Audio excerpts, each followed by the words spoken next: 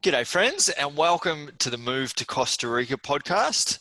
Today, with me, I have David J. MacNeil. David, before I get into anything, I'd love you just to give the listeners a little overview of yourself, and we'll take it from there. Sure. Well, first of all, thank you very much for having me on your podcast, Malcolm. It's nice to see you and chat with you. My story is that my wife Belinda and I live in Toronto, and I've lived in Toronto for 25 years. My wife has lived in Toronto for about a dozen years. She's South African, born and raised, but she immigrated to Toronto on her own many years ago, just a suitcase and a head full of dreams. So she ended up in Toronto, and that's where we met. We met online on Match.com. And within a few years, we were married. And what brought us to Costa Rica was we were married in Costa Rica, not just I guess about 15 kilometers from where we live right now. So the ceremony was in Costa Rica. That's correct. Yeah, we got married at the Rio Palace. I'm sure you know where that is. Yeah, It's probably about 15K from here. And it's beautiful. It's like it's on this amazing beach called Marapalo Beach, and it's as picturesque as you can imagine. It is gorgeous, and we were married right on the beach there, with 30 friends and family members who came to visit. So it was pretty spectacular. What a wedding, David! How long did it take to decide? Like, no, we're not going to get married in Canada. We're going to go to Costa Rica to get married. That's a big decision. You know what? We had never discussed getting married in Canada. We always talked about a beach wedding. It was something that we wanted to do. But having said that, we had a small ceremony at City Hall in Toronto just because it meant that a few of our friends that were not able to join us here in Costa Rica for a variety of reasons would be able to take part in a ceremony. And we were going to need the official documents, and we figured we might as well get it done in Toronto. So that's what we did. That was 2 years ago. Everything happened very quickly. David, I wanted to read off something I read on your Instagram, which people do, but it says, you wear many hats. You're a husband, an actor, a writer, a producer, a scuba diver, a goofball, and proudly bilingual. That I don't know any actors at all. Mm-hmm. Okay. And I am curious, which I think perhaps there's a lot of people like me who don't know any actors. What is life really like working in the entertainment industry? Well, working in the entertainment industry is a lot of fun, and one of the things that I love about it is that I do something different almost every day. It seems. The last time I had a 9-to-5 job, or not, I shouldn't say that. I do a lot of contract work, but last time I had a boss, that I had to report to every day was about 20 years ago. I've been a freelancer since then. So like I said in my Instagram bio there, that I do wear a lot of different hats, and the biggest hat I wear is as a video producer for one of the big telecoms in Canada.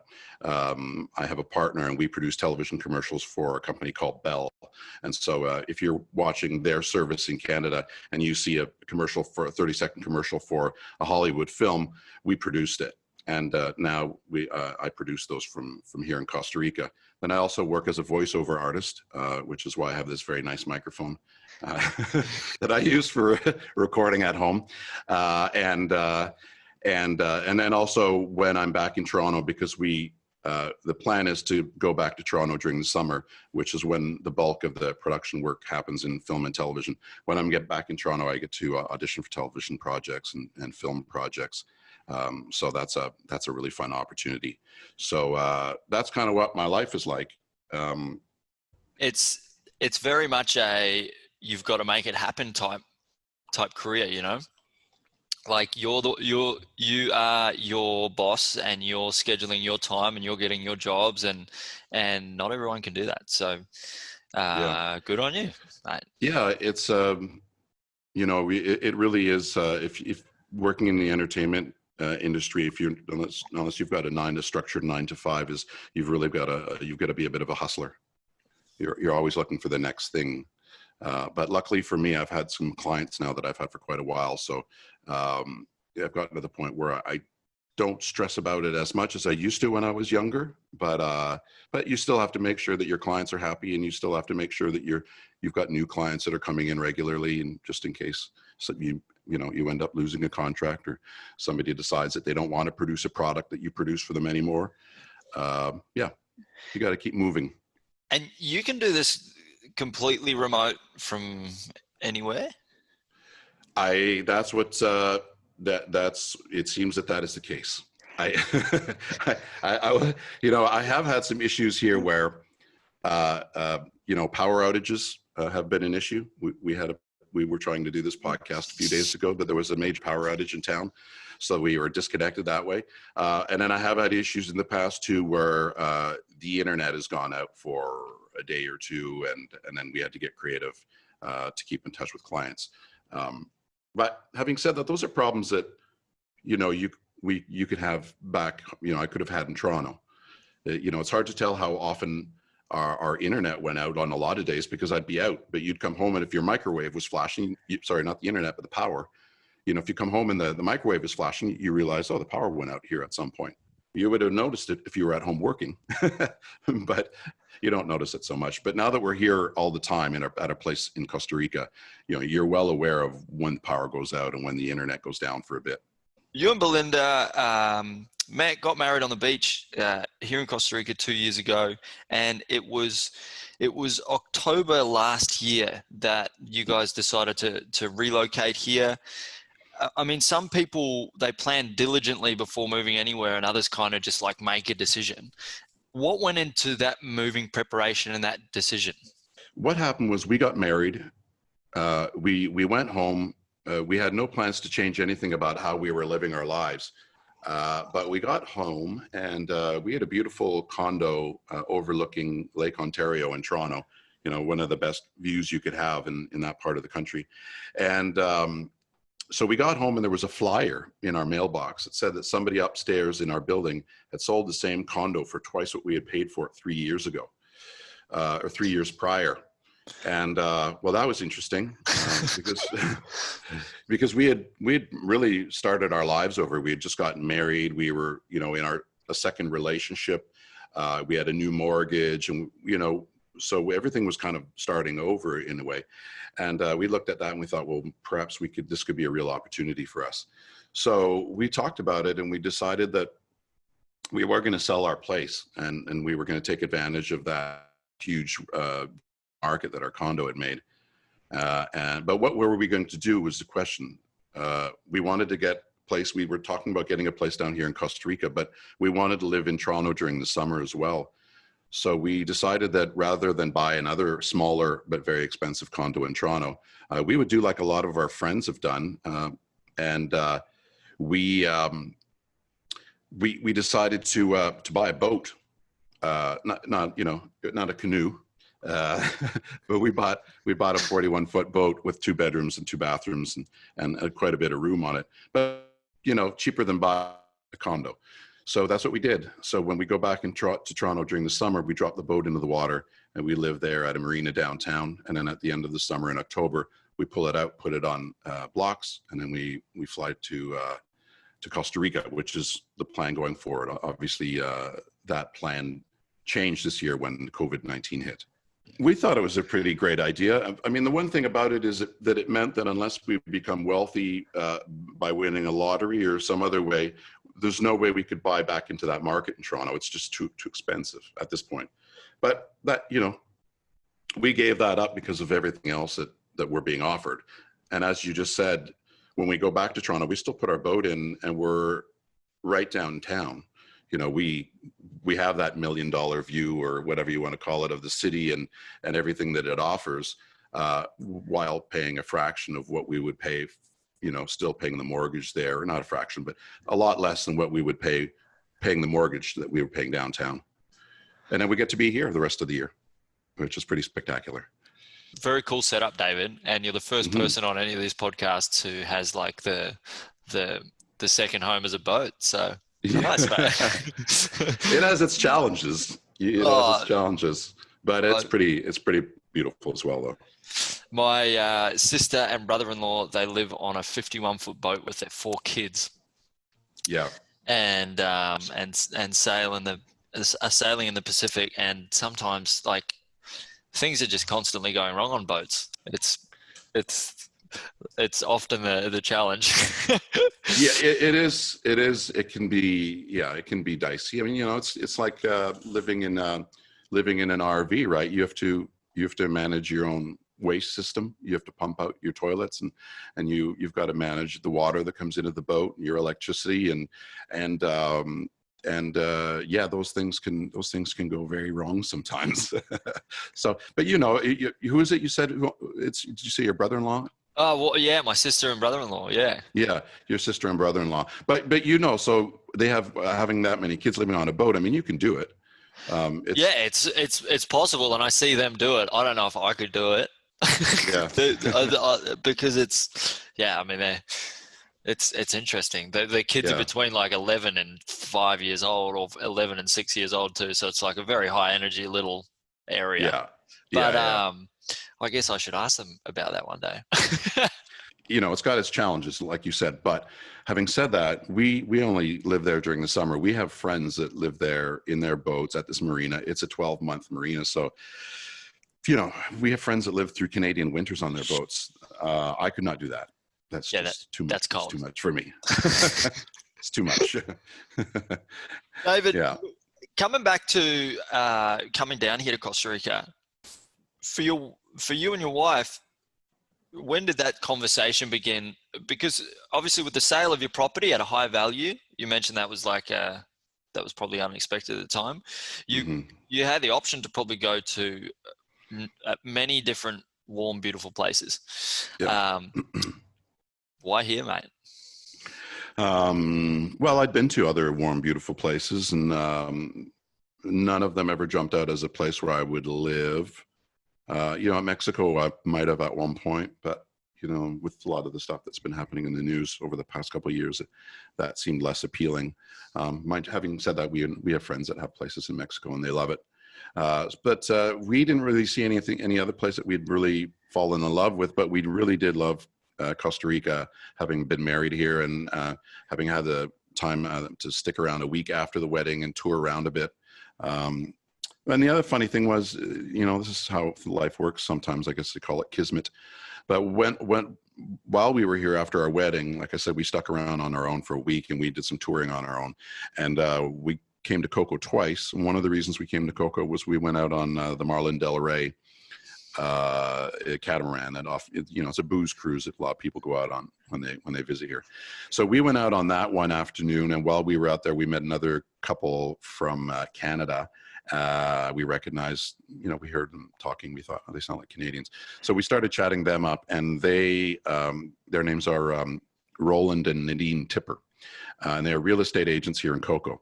So it was kind of funny that we met real estate agents, and I kept up with them after that, not knowing that we would ever be doing anything like this. When I say we went back to Toronto, just thinking we were going to go back to our lives after getting married, and probably continue living the way we had for a long time. And then just so we got a bit of a lightning bolt when we got that flyer, and we started thinking, why? We don't really need to continue to live the same way. We should maybe try to shake it up and have different experiences. Part of that too, for me, with the thinking was working as an artist and an actor is you want to have more things to draw on. Maybe living in the same city for 25 years and then maybe thinking you're going to do it for another 15 years, whatever. How many new experiences am I going to be able to draw on to use? I wanted to be something aside from a Canadian guy. I wanted to be a Canadian guy who lived in other places. So we also have the opportunity owning our place here. If we wanted to rent it out, we could take off and go visit some other places and maybe swap houses or swap condos with other people and use that as an excuse to experience more. So that was part of the thinking as well. Just wanted to, try something different. Did you have any kind of mental hurdles that you felt like you needed to overcome before pulling the trigger? Or was it like you had that sense of, we can do this. We can get out of Toronto. We can live in a different place. Like, was it pretty easy or was it like a process? Psychologically, it was pretty easy. I feel like as soon as we decided that we wanted to do this, I likened it to, dating somebody and, falling out of love with them. And the minute that happens, you just don't want to see them anymore. You know what I mean? Like, you just want to move on. Right. And we love this place that we lived in Toronto. It was a gorgeous condo, and we did a lot of work on it to fix it up. And it was just such an amazing place to live. But as soon as we decided we were going to do this other thing, it was like, oh my God, I can't wait to get out of this dump. You know what I mean? That's the psychological switch that gets turned on that makes you think, the next thing is the thing. So that wasn't, to answer your question, there wasn't any big psychological hurdles. Kind of once we decided we were going to go, the big thing was a lot of people do something like this with a 5-year plan. And we had sold our place and bought a boat, and we're moving on to the boat within 8 months. So yeah, that's quick. Yeah. After 25 years in one place too, that's a lot of change. Yeah. There was many months of people showing up at my door to purchase items that I had put up on Facebook Marketplace or or all the other services. Just a never-ending, list of things that needed to be done quickly, and then selling our place, going out, traveling across our province in the car in the winter looking for a boat, because boats are often in remote places, and if you're shopping in the winter, they're often sitting on wood blocks and they're wrapped in plastic. So you're climbing up ladders and cutting through plastic sheeting to get into a boat that's been sitting there for a long time, and it's either freezing cold so it's a lot of work. And then oftentimes you could drive 4 hours to go see a boat and find out it's a nightmare of a vessel, and then turn around and drive back. So it was mostly a lot of work, stepping through all the hoops we needed to step through to make this happen. But psychologically, I feel like once we decided, there was no going back. You guys are on it. Some people have huge support from all their friends and family network before making a big life decision like that. Mm-hmm. And others don't. How was it for you two? Okay. Well, there was 2 reactions. The one reaction was from our friends, and they were just like, wow, we're envious. This is amazing. How are you going to pull this off? That was the reaction. Everybody was like, I wish I could do that. Then the other reaction was when we told my parents on the phone. They were very quiet, and they didn't say much about it. And we told them, and they said, okay. And then I called my mom back the next day, and I said, so how do you feel about all this? Your reaction was a bit muted. And she said, well, your father and I are just worried that you might end up chopped up and found in a suitcase. What? And I said, why on earth would you think something like that? And she said, well, we're worried. We don't know how safe Costa Rica is, so we're worried. And I said, well, but why would you specifically mention something like that? And she said, well, because your father and I have a friend who was found chopped up and found in a suitcase. And I was like, well, I hadn't heard that story before. It wasn't somebody who was like one of their close friends, because I would have. But I guess they knew somebody who lived in Mexico who was wealthy and was flaunting his wealth quite a bit. And somebody took advantage of that situation. So that was a story she had heard about somebody she knew who had moved to this part of the world. So I get that, but we reassured her that Costa Rica was very safe, and sort of talked to her about, what crime there is here, because there's crime everywhere, but it's mostly petty crime. And there's not really, you don't really hear much about violent crime here, that sort of thing. So it was a discussion we had. It was something that they were worried about. And then later that year, when we found a place and we came down to sign for it, to close on the deal, my wife wasn't able to come down because she had a work commitment, but I brought my parents down with me, and they fell in love with Costa Rica, and specifically Playa del Coco. So they were less concerned about the suitcase scenario after that.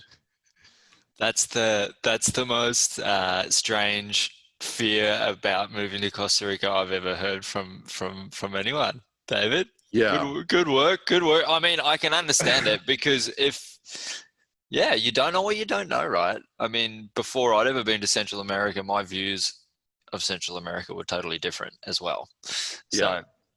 it's totally understandable. You arrived in Costa Rica in October last year, Hmm. and the plan was to do 6 months here and then 6 months in Toronto, like you said. The Yeah. pandemic has drastically changed those plans, and you guys have been here now for 10 months. How did you bring down as many things as you felt you needed to? Um, yeah, we're fine. I mean, as you know, and a lot of your listeners will know, because probably they may be they're interested enough in Costa Rica, or maybe moving here themselves, that they're aware of how it works. Basically, I would say like 95% of the houses that are up for sale include all of the furniture, so that's not an issue. We moved into a place that was fully furnished, and it's a funny thing. You open up the cupboards here, and there was 3 coffee makers and, 2 blenders, and we ended up giving away so much stuff because there were so many small appliances and all that sort of stuff. So everything was ready to go. It wasn't necessarily decorated to our taste, but that takes some time. Then we brought down a lot of our own stuff. I even went out and bought, like, we're Canadian, so went and bought a big hockey bag for hockey gear, and filled it with all kinds of stuff. And then we had suitcases with things. I brought down speakers, all kinds of speakers and stuff like that, so that I'd make sure that I had good music here and good audio. And clothes. The things that sort of surprised us were a lot of the summer clothes that we had from Canada. Don't get me wrong, if you haven't been to Canada, it gets very hot in the summer, but not as hot as it does here. And so I had a lot of cotton T-shirts that were a little bit too thick for Costa Rica. So, a lot of those either became tank tops or just aren't worn. And then we bought, lighter weight T-shirts. There's some products that we're used to back home in North America that we're always looking for. You always hear people talking about that. Sometimes you get friends to bring them down. One of the favorite alcoholic drinks in Canada is like the Bloody Mary, but it's a Bloody Caesar. And they sell Clamato juice here, which is what you mix. But when you make one of those, traditionally, you're supposed to rim the glass with celery salt. Now, they don't sell celery salt here, but I had a friend back home who came down to visit, and he brought us a whole kit, a rimmer kit with all these different celery salts and a plastic thing that you put all the salt in. And so little things like that, creature comforts that you're used to from back home, that people who come to visit you often will bring you. David, you mentioned that you're bilingual. What is your Mhm. second language? French. I grew up in the French school system. Actually, I didn't study English or take any courses in English until I was in grade 10. And then So that would have been. Did you grew up in a French-speaking part of Canada, I imagine? Well, I grew up in the capital of Canada, and my father worked for the federal government. And a lot of people who live in that city speak French as well, because if you want to work for the federal government, it's a requirement that you speak French, because all the services are presented to the public in the 2 official languages, right? So that's how it works there. So I didn't know it was a government requirement to be bilingual. That's cool. Well, well, more or less, if you want to work for the federal government, you have to be bilingual. Doesn't mean that everybody in the city of Ottawa is bilingual, but it means that it's if you aren't, but let's put it this way: if you are not fluently bilingual, that can be a serious glass ceiling for you. You're not going to be able to ascend in your workplace as high as you might like if you don't speak 2 languages. Fair enough. Yeah. Yeah. I mean, those are the requirements of the job. Yeah. But having said that, I mean, that's not the reason I speak French. It's because my mother is French Canadian. And so she grew up in the French school system. And my parents decided that they were going to put me in the French school system, that would be a great asset to me later. And it has been. I still work today in French. I work for companies in Canada that a French broadcaster particularly, and I occasionally even do voice work in French. So it's really paid off. It's a massive step up in life. Mm-hmm. When I was really young, I listened to some audiobook that was about positive things, and the gentleman presenting it said that one of the best skills you can develop is having another language, because it just Mm-hmm. it changes the way you think, and it just opens you up to so much. You've just got a lot bigger earning potential because you can do so many more things, and you Yeah. can meet so many more people, and yeah,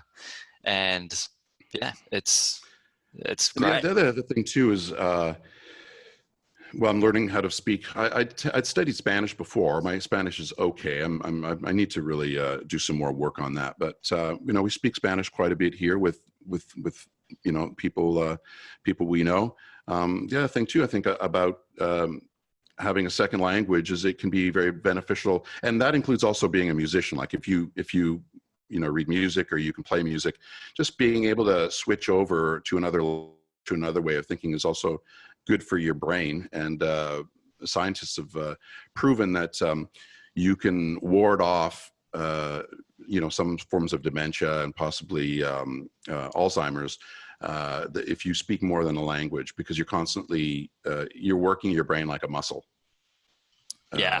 by switching over quite a bit.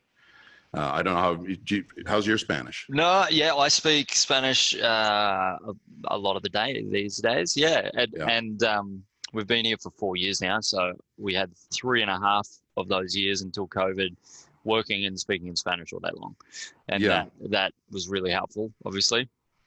Uh, and I definitely feel as though it makes thinking critically a little easier, because you just feel like you've got a whole wider perspective of a whole different way of thinking, because thinking in a different language almost makes you think like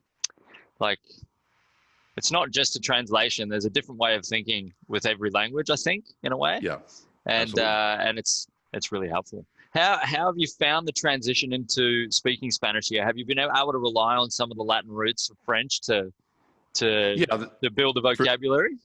For sure. I mean, there are periods, you know, sometimes I'll run into somebody and I'll start speaking Spanish. Now, if I can't think of the word, I'll use the French word and tweak it. And oftentimes I'm right because the languages are pretty, you know, there are a lot of similarities. So that is helpful. Yeah, if you speak one of the quote unquote romantic languages, picking up one of the others is a lot easier than picking up, you know, a language that is, you know, an Asian language or something that's drastically different than Yeah, Spanish, French. people ask me like, what would be the easiest language to learn other than English if English is your only language? And uh, I sometimes think, well, it's probably going to be Spanish, because everything's pronounced phonetically. The alphabet's very similar. Hmm. You know, if you can learn the pronunciation, you can say any word. Unlike if you learn in French, you have to learn the pronunciation for each word Yeah. specifically. In Hmm. English, you have to somewhat learn the pronunciation for each word specifically. And yeah, Spanish has its challenges, but it has its easy parts too, which is good. Yeah. Well, one of the challenges with Spanish, and it's less of a challenge for me because I speak French and it's done the same way, is that words have they're either male or female, right? That doesn't exist in the English language. People and animals are male or female, but not words. So it is part of learning the language is figuring out which words are male words and which words are female words, right? So that's probably for I think a lot of people, that's probably one of the biggest challenges, right? It still is for me. I mean, and Yeah. there's all those words where like it ends in an A, so you think it's a female word, but then it's one of those Yeah. false friends, as they say. Yeah. Yeah. And but Er, anyway, it's Yeah. all good fun. Yeah. Your health has improved drastically since leaving Canada. I saw a before and after shot online, and that for me, like, fitness has been a big part of my life for a long time, and I feel like it's a very critical part to Hmm. to feeling good and being happy. What have you changed in your day-to-day routine since moving here to Costa Rica? In day-to-day routine, I can say that you know, one of the big things is that you can just always go outside and do, you know, and go for walks or you know, if you're a runner, go for a run or whatever. The big thing that I've been doing is working out with a personal trainer 3 times a week, and we do that on the beach without weights, just using our own body weight. I've been working out with a guy named Paul Dixon. He's been fantastic. He's a former Navy SEAL. And he's worked out a pretty good program for getting into shape, like I said, without having to use weights or machines. So we do that at the beach 3 days a week at 10 in the morning. And what's better than that? Standing out, looking out at the ocean, watching people go by, and enjoy their lives on the ocean. It's an amazing way to do it, and so that's been a huge thing. Like I said, we can go out and walk, and whenever we want. It's not like back home where you kind of in Toronto you're mostly staying indoors for the winter because of the cold. I think that's the big thing is just you can go out and do whatever you want, enjoy the great outdoors 12 months a year. The rainy season is the rainy season, but it only rains for a little bit every day, and then it dries up and it's sunny and you're back at it. Yeah, you're right. Like today, we're in one of the wettest times. Well, it's probably one of the wettest weeks of the year right now. Mm-hmm. And this morning early, it was still dry. There wasn't any rain yet. And I was able to go for a walk and then take my son to the beach all before it started raining. And yeah, it is good here with that. You really can enjoy it every day of the year. It's brilliant. Yeah. So you're yes, because you're less accustomed to that because you're not used to having a winter that shuts down half of your life. Well, I shouldn't say that because Canadians do get out and enjoy the great outdoors. We ski, we do all kinds of winter activities, but still, if you're not out doing those activities, you're not necessarily rushing out to go for a walk all the time if it's 30 below zero. David, you've got a podcast called Cool Story. Mm-hmm. And based on what I can tell, it's a relatively recent project that you've launched. I'd love you to share with the listeners a little about that, as they are obviously podcast listeners if they've got this far through this. Mm-hmm. And you tell us what you're doing. Well, basically what happened was, so we moved here and we got into the social life here. And I was telling a friend of mine, I said, we'll go out to the Garden Bar, which is one of our favorite spots in town, or Z's, or one of the other spots that we'd go to watch a sporting event on the screen, or have a beer, have lunch, have dinner, and we'd meet people, because oftentimes we'll go sit at the bar, Belinda and I, because we want to chat with other people rather than just sit on our own. We're pretty social. So we'll go sit at the bar and we'll chat with other people. And I kept meeting all these really interesting people from all over the world, right? This is a place that attracts a different breed of person, people who are adventurous and out of the box thinkers, and people who take risks. So we were meeting all these interesting people. And I told a buddy of mine, I said, yeah, it's amazing, all these people I've met in the conversations and the lives that people have lived. And he said, you should do a podcast. He's like, you've got all the equipment already. I said, yeah, I should do a podcast. I've never really thought about that. I've never been an interviewer. I've never done this before. I've done voice work, but I'd never interviewed anybody. And so I started thinking about it, and then COVID hit, and I thought, well, this is a good opportunity to tell some stories. And there's a captive audience right now. People are at home and they're more apt to listen to longer format things. So I said, yeah, I should just go for it. So started this podcast, and it was just the concept is pretty straightforward. It's just talking to people who have really interesting stories. So it started with talking to local people. One is my trainer is a former Navy SEAL. There's a lot of stories there. I met another guy in town named Frank. Don't use his last name on the podcast, but he was a corrections officer at prisons in California for 31 years. There were people who lived on the block that he was in charge of, who, one of them was part of the Manson family, the famous Manson family, the guy named Tex Watson. A few other people were high profile people that had been, murderers. So obviously lots of stories there. So I started talking to people like that, that I met down here. And then I was talking to people who work in the entertainment business back home. And it's just kind of evolved. And now I'm just trying to talk to all kinds of different people from all kinds of different backgrounds. Last week, I chatted with a young lady who is a singer-songwriter and who's also the anthem singer for Toronto, the Toronto Maple Leafs. So it's our big National Hockey League team. So that was cool talking to her. And then right now I'm in the midst of working out the details to chat with someone that a lot of people would know, Tommy Chong of Cheech and Chong. Yeah. Yeah. A well-known actor and comedian and a marijuana activist, which is, a big topic right now. Is a lot of countries are starting to legalize, like they've legalized cannabis in Canada. There's a lot of U.S. states that have legalized it, and we're seeing that a lot of countries are thinking of changing their laws because of all the benefits of those products can provide to people who are, especially people who are PTSD or quite ill. It can be helpful. So he's been an activist for a long time. I'm going to chat with him about what it's like to have the world kind of seeing it his way now after all these years. So those are the kind of people that I've been chatting with, and it's been really interesting to find out more about all these different characters that I've met, and now because I'm doing the podcast, now I'm getting the chance to meet because of the podcast. Good on you for doing it. I can relate to the fear of thinking, I'm going to make a podcast and people are going to hear my voice. And anyway, those are fears that I went through before starting this thing, and then all the things you have to learn to make it happen and get it out there. There's like a long list of study. Yeah.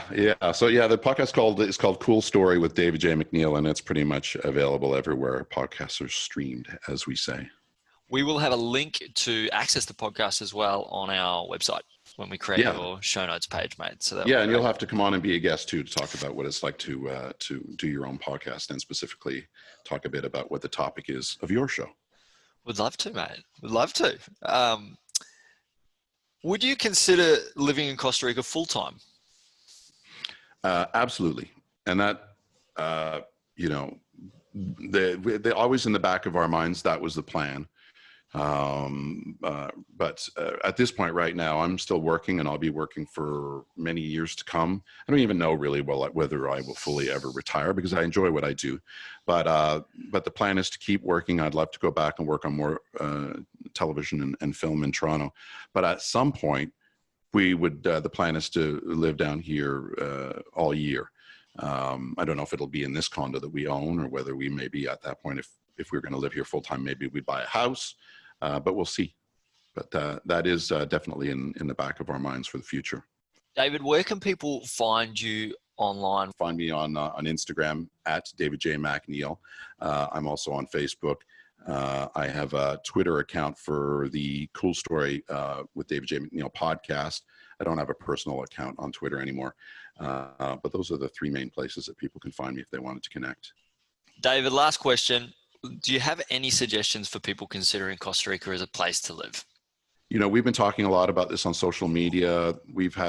I've been on other podcasts. There was a big piece done for a big magazine in Toronto that featured us and a few other couples talking about people who were digital nomads. So a lot of people have heard mine and Belinda's story and have been interested and have followed up with me about what it's like to live here. And we have one friend who's come down and bought here since we've been here. We have another friend who's planning on coming down with his wife and son at some point when things get better to look at buying a second property here. And we have a few other people who have been talking about coming down and checking out as well. So the positive, energy and conversation that we put out into the world about what it's like to live here is reverberating. And people are hearing it, and people are curious to come check it out. And I think what's really important to point out too is that with COVID-19, that there's a bit of a silver lining that's happening, and that is that right now, all over the planet, employers are telling people to stay home and work from home. And so two things are happening. Employers are realizing that they don't need as much brick and mortar, and they can save money by having people work from home. They're also realizing that their employees want to do a good job and want to hold on to that position and get everything done working from home, that people aren't sitting around watching soap operas in the afternoon instead of working. People have a deadline and they get their work done. And if you have a good employee, they're going to do their best job from home as well. So I think a lot of people are looking at the situation right now and thinking, they used to say, well, you can work from home. Well, now you can work from anywhere, right? So I think we're going to be seeing people coming down here who are closer to our age, who aren't retired people. You know, I just turned 50. So I have a feeling that we're going to see more people who are in their 30s and 40s and 50s come down and get a place here and at least stay here for half of the year and work from here all winter. Because why wouldn't you if you could? You know, rather than being cooped up in your place in Toronto or wherever you live in the winter. So I think there's going to be a shift that's going to happen because of COVID-19. And if it does, and we can maybe reap some benefits from it after this horrible situation, then I suggest we take it. we take advantage of those opportunities that came from this. Well said, David. Very great way to finish this off. Yeah. Pura vida. Pura vida.